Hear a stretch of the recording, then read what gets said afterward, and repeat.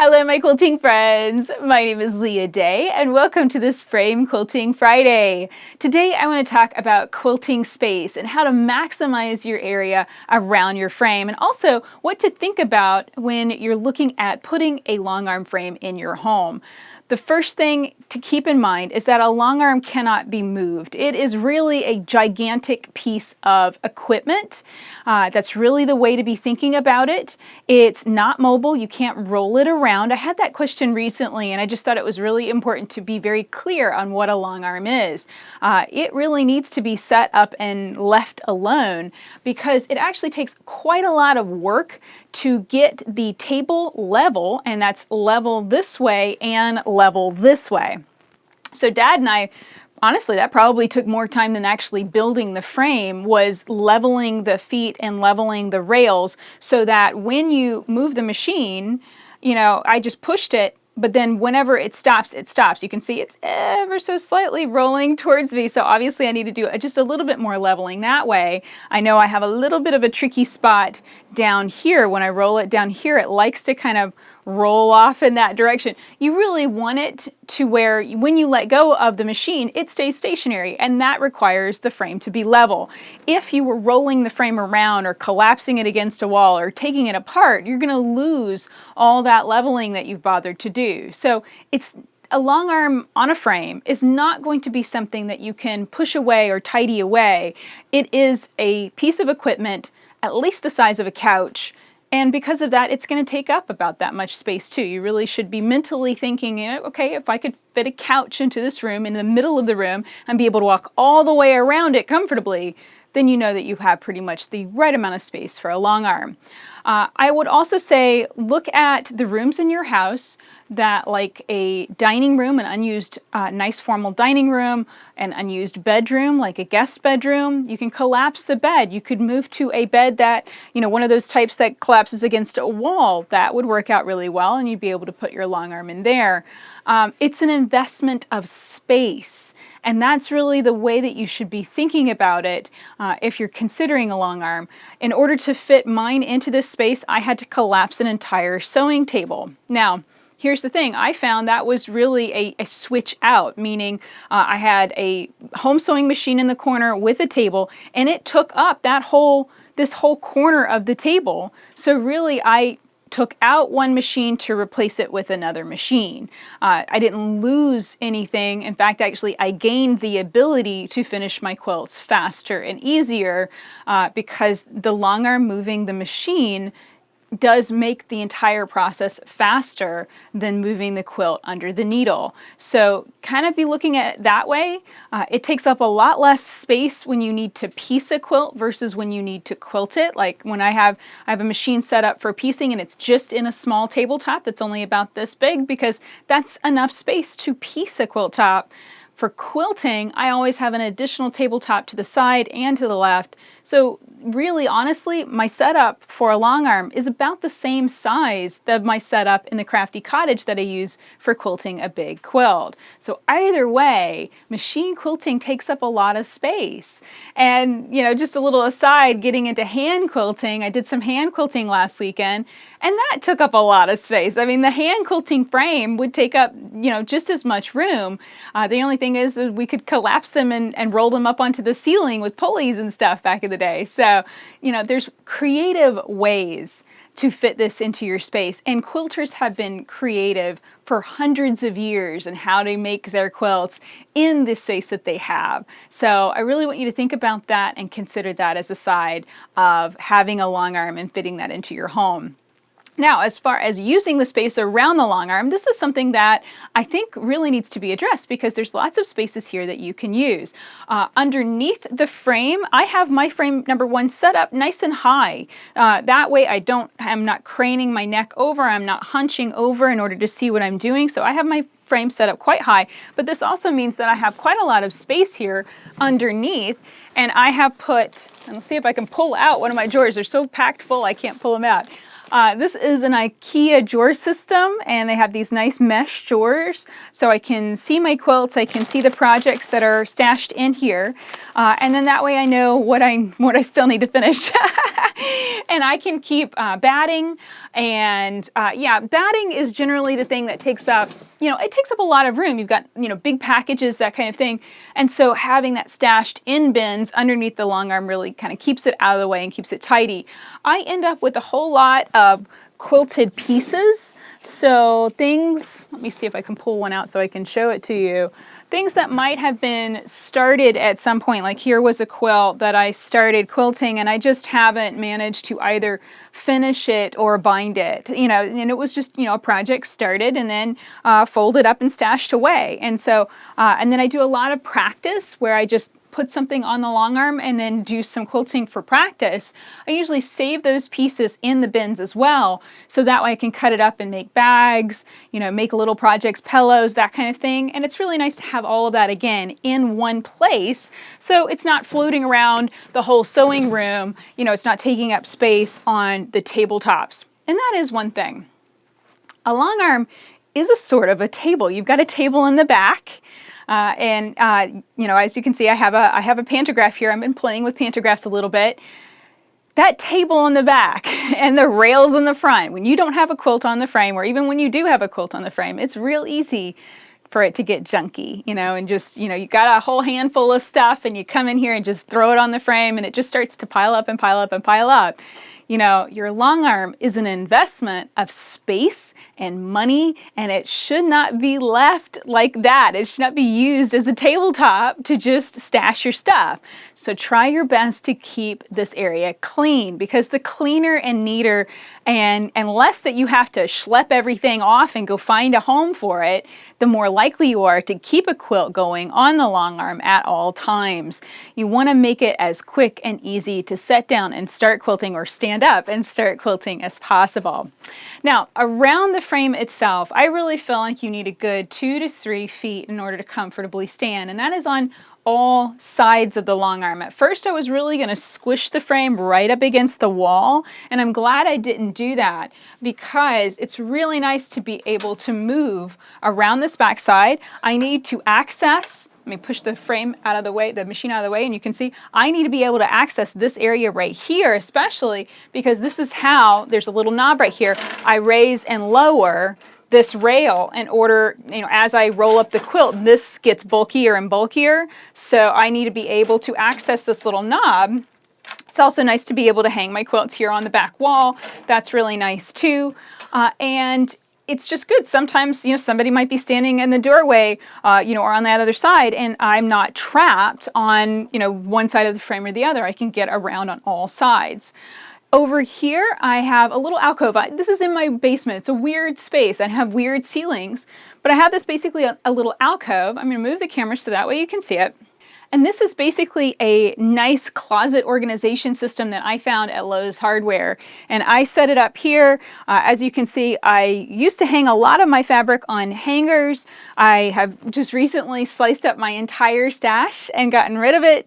So now this area is kind of in transition, where I am wanting really to move to more bolts of fabric, where I'm using the same fabrics, the fabrics really that I use the most. I have an entire bolt of it, so I know I'm not running out of it. I always have white, I always have black, those colors that I'm always gravitating towards. I have a whole bolt of it, so that way I'm not going to run out.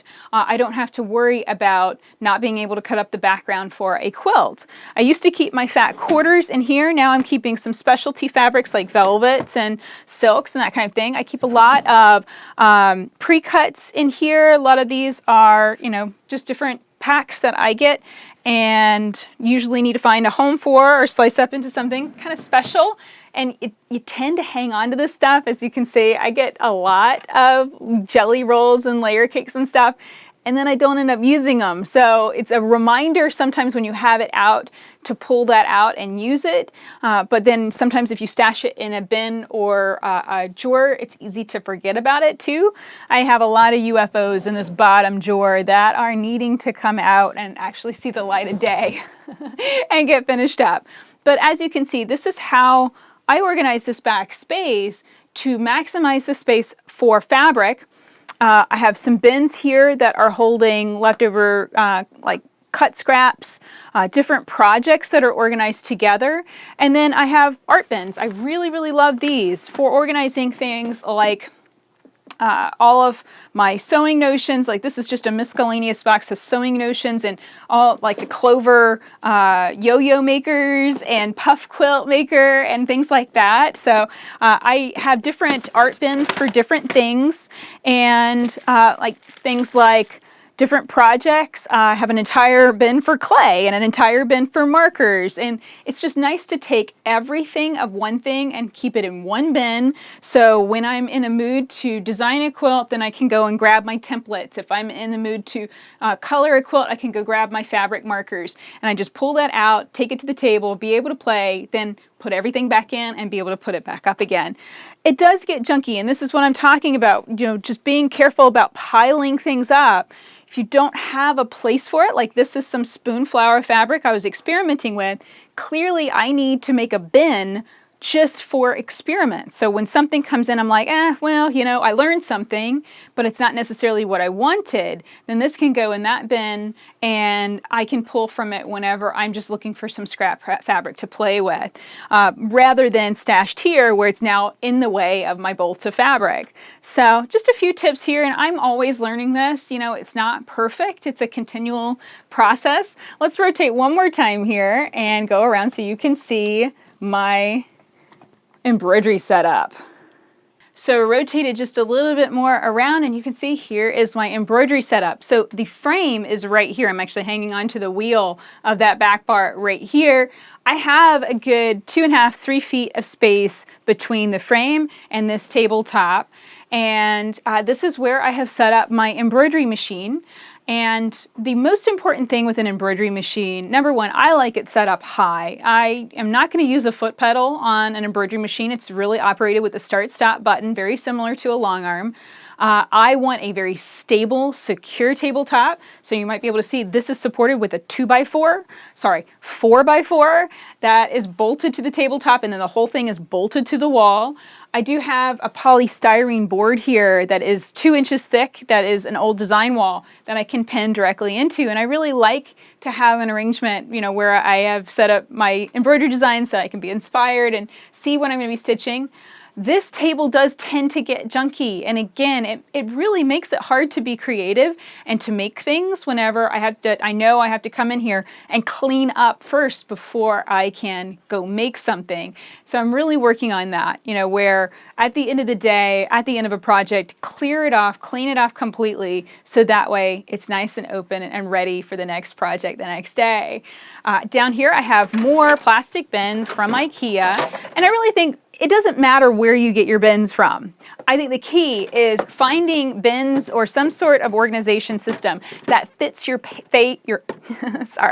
that fits your space perfectly. I almost said fits your face. It didn't really work.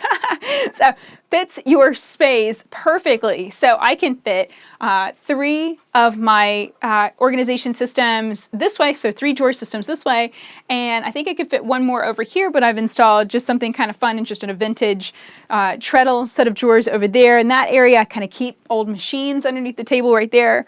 But there's ways of being creative with this, and I think the key is measure your space, see how big it is, find an organization system that fits it almost perfectly, and then maximize that space so that, these bins, I have everything that I need for embroidery put away here so I can pull it out and use it. And clearly I need to do a little bit of rearranging here so that way I'm getting things like these squares off the table. They're no longer here getting in my way. So as you can see, this setup works for me, and it works for me on multiple levels, but I would say the main thing is it's really nice to have embroidery going while I'm long arm quilting, and I would never have thought that would work out well, but basically the embroidery machine can be going, and then if there's ever a problem, or let's say it runs out of bobbin thread, or it's just done with the design, I can stop long arm quilting, come over, make the change, rehoop, do whatever I need to do, and then get it back started again, and then go back to long arm quilting. And in that way, I definitely feel like there's two of me in the room. I feel like there's one of me doing embroidery, and then there's another me working on a quilt, and I can be keeping two projects going at once, and that feels really great. I had another embroidery machine on this side, and I'll be honest, that was a little bit tricky. It kind of changed the workflow a little bit, and I wasn't able to get as much done whenever I had that other machine here on that corner. So sometimes you might feel like, oh, more is better. I've got this whole table. Maybe I could do more than one machine. You really have to play with that and see if that's actually going to work for you, because sometimes when you add another machine, well, it stops you from being able to access the stabilizer on that rack, or it stops you from being able to cut fabric right here. You know, you have to just play with it and experiment. If you see an area getting junky and piling up with things, you have to wonder why, where, you know, what specifically is being left out that is a problem. And once you notice a pattern, like, okay, all of my quilt tops are ending up in a stack. You know, in this case, I've got a quilt here. Let me see what this is. I think this is just a plain piece of fabric that I actually remember exactly what it is. I'm planning on using this as the backing and batting for an embroidered snowflake quilt. So this is being held for a project that is in planning that I want to get started with, but it's setting right here because I don't have another place to put it. So I can say, all right, well, this is a future project that's going to be for embroidery. Here's a bin. That's where that's going. And let's hope that I don't forget that's where I stashed it. I think that's really where a lot of organization problems happen, is that we're needing a place for something to go, and we want to remember where we put it. And then there's that fear of, oh, I misplaced it, then I have lost something. I've lost that backing fabric and batting. You know, I don't know where I put that. I don't know where it's at. And then now I have to go and, you know, use more fabric. And man, you know I'm going to stumble across that in a week or two and wish I knew where it was. So I think that whole line of thinking can be solved if you're looking at your table going, okay, I have lots and lots of these squares. Let's make a new rule. All of these squares are going to go in the bin directly under the machine. Something like that. So long as you have the rule and then label the drawer, then you're going to know exactly where they go, and it's not going to be a problem.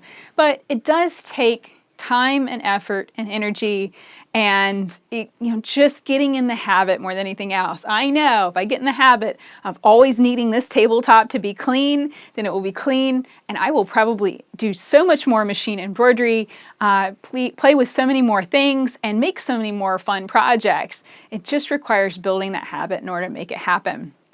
So I hope that you enjoyed this video and seeing how my long arm room is organized.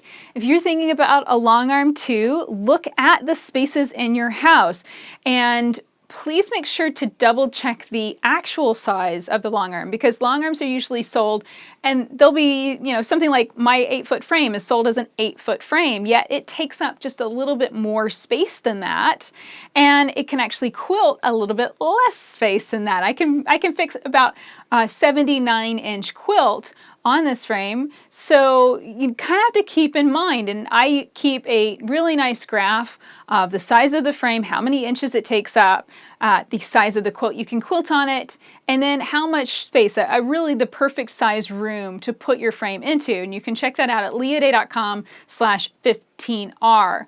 And I think it's really important to measure, pull out a tape measure. It's not a scary tool. Measure it, see how much space that you've got, see what can be moved and changed, and then look at the surrounding spaces too. Sometimes you have to be creative. If you've got a weird room like I do, low ceilings and a strange alcove, lost space around a weird door, the whole 9 yards.